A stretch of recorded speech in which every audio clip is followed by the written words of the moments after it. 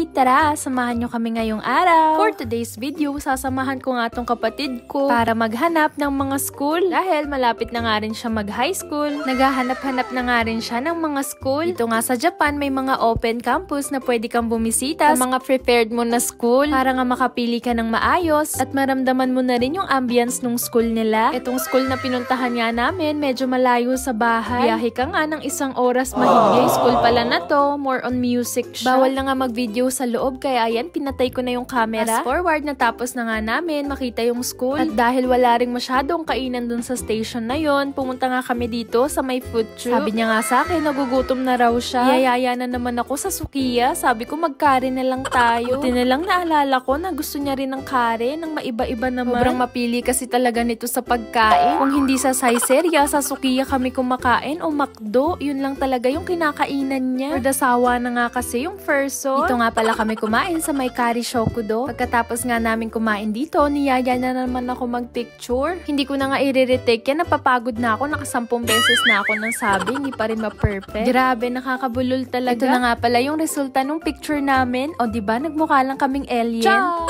Naalala ko nga din, naghahanap ako ng mga pangregalo, kaya ito nga isa sa mga naisip kong pangregalo. Pabango nga to sa bahay, kaya alam ko na magugustuhan to ng family ko. Patulong na nga ako sa kapatid ko para iba-iba sila ng fragrance. Kaya nga kami natawa dyan, nagulat ako kasi sabi niya amoy Pilipinas daw. Kayo na nga lang humusga kung mabango ba o mabaho. Char!